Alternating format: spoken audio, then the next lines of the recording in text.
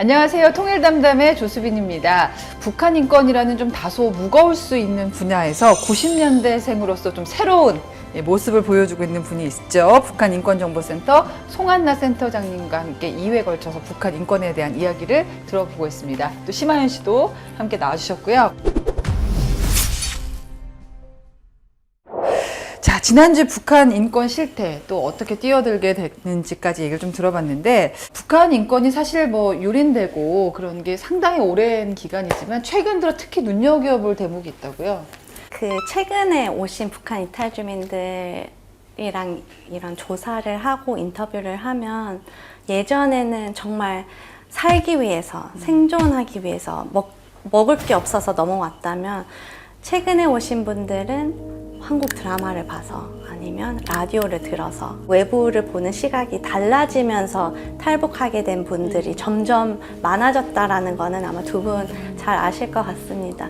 근데 그런 것도 사실 우리만 아는 게 아니라 북한 정권도 너무 당연히 잘 알고 있어가지고, 특히 코로나 이후 지난 3년 동안은 북한은 이 외부 정보, 특히 한국 관련된 거를 차단을 하고 관련돼서 처벌을 더 많이 하고 있어가지고 3대 악법이라고 많이 불리고 있죠.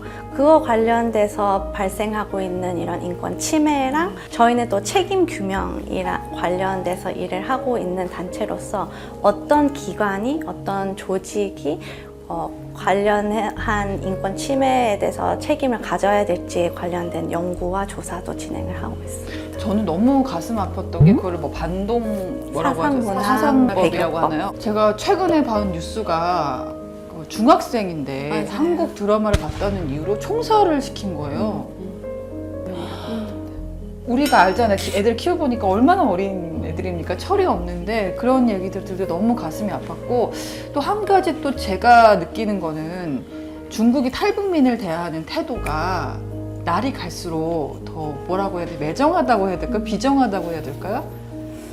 북송시켜버리는 경우가 그렇게 많아졌다고.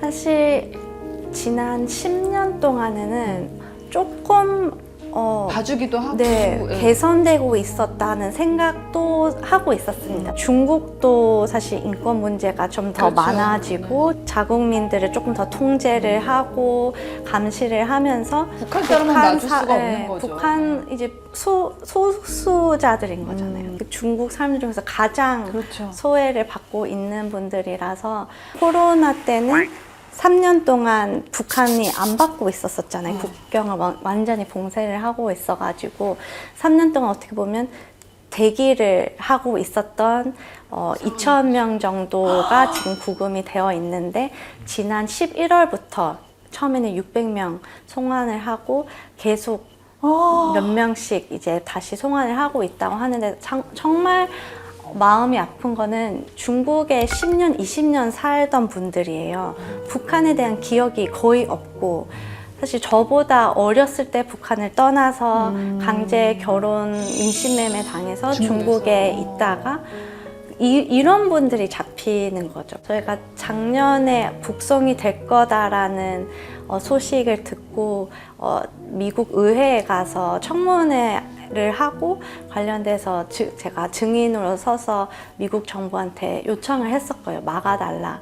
미국 정부도 사실 할 수 있는 게 없는 거죠. 최선을 다 했는데 중국도 무시를 하고 북한도 무시를 해서 계속 차례차례 북송이 되고 있다라는 소식을 듣고 있습니다. 중국하고 미국의 사이가 더 안 좋아졌으니까 더 어려운 점들. 이런 얘기 들으면 진짜 가슴이 막 철렁철렁할 것 같아.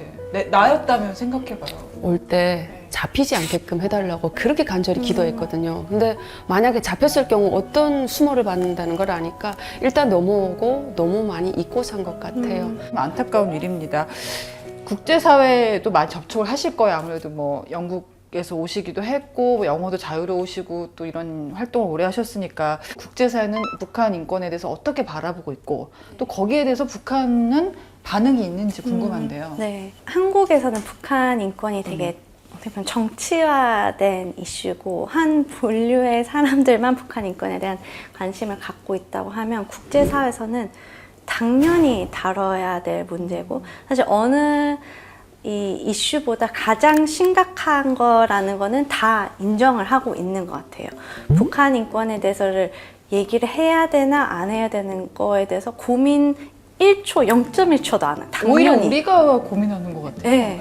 여기서 이 말을 하는 게 맞나 고민을 하는 게 오히려 한국 사람들이고 국제사회 외교관들에게 북한 인권을 얘기하면 당연히 우리가 뭔가 해야 된다. 한국에 있는 외교관들이랑 외신 기자들과 많은 일을 같이 하고 있는데요. 특히 2014년도에 유엔에서 조사인권위원회 COI 보고서가 나오면서 북한에서 발생하고 있는 인권 침해가 반인도 범죄라는 수준이라는 결론을 내렸으니까 그전에는 뭐 한국 정부나 시민사회 단체 보고서 바탕으로 북한 인권 상황이 열악하다라고 했었다면 이제는 유엔에서 누구도 부인할 수 없는 이 보고서를 발간을 하게 되면서 국제사회에서는 이제 어디나 가도 북한 인권 이슈가 심각하다는 걸 알고 있어요. 최고 지도자를 책임을 묻기 위해서 ICC 회부하는 것을 권고한다를 보고서를 적고 나서 북한이 조금씩 태도가 바뀌더라고요. 제가 주로 연구하는 게 북한이 유엔에 가입한 조약들이나 얼마나 잘 참여를 하고 있는지에 대해서 연구를 많이 하고 있는데 국제사회에서 계속 떠드니까 북한 주민들이 뭐 시설에 들어오면 때리지 말라, 고문하지 말라라는 조치를 방침을 받았다라는 거를 조금씩 저희가 수집을 하고 있어요.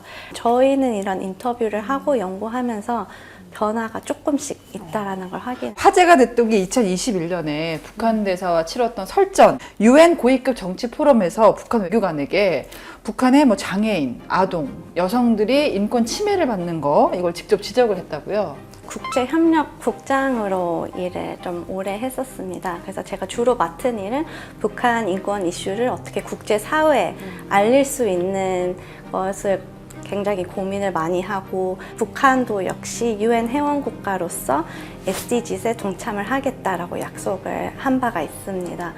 그 정부가 SDGs 관련해서 발표를 하면 그 나라 시민사회 단체가 나와서 문제 제기를 하게 되어 있어요. 근데 북한은 시민사회가 혹시 있나요?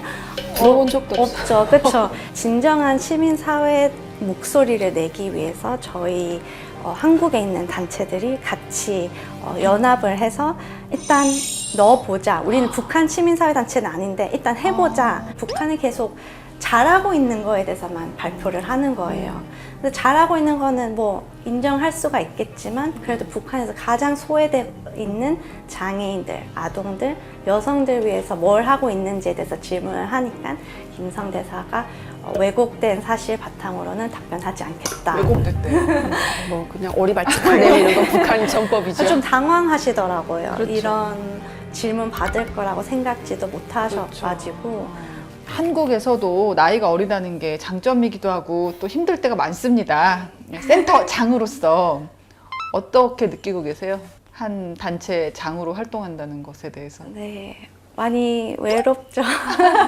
사실 저희 센터가 2003년도에 공식적으로 설립이 되었고 저희 직원들 17명 있는데 열정적으로 다양한 아이디어를 갖고 다양한 시선으로 북한 인권을 접촉을 하고 있지만 아직은 저희가 어디 나가서 북한 인권을 얘기하려면 연세 있으신 분들이 많이 있어서 쉽지는 않은 것 같아요.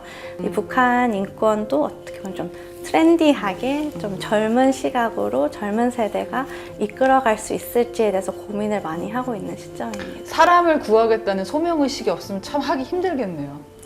그쵸? 네. 우리가 막 앞에 누가 죽어가고 있으면 인간의 본능적으로 구해주게 되잖아요. 정의로움이 있죠. 예, 같은 맥락이 될 수도 있는데 앞으로 계획 있다면? 북한 인권정보센터가 20년 동안 활동을 했었다면 20년 더 이상 안 했으면 좋겠어요. 그 전에 통일돼야지. 그렇죠. 그러니까 저희 국제 활동을 많이 했었지만 정말 많이 느끼는 거는 제가 아무리 뭐 영어로 얘기를 잘 포장해도 북한에서 직접 그걸 경험한 분이 짧은 영어로라도 간단하게 영어 잘해요?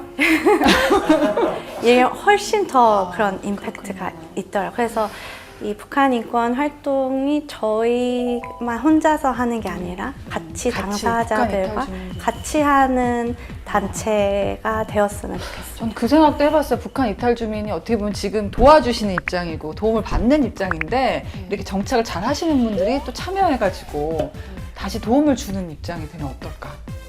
생각 있어요? 불러만 주신다면 능력이 비달해가지고 우리 심하우 씨 중국어 엄청 잘해요. 연락드릴게요. 중국에 필요할 것 같아요.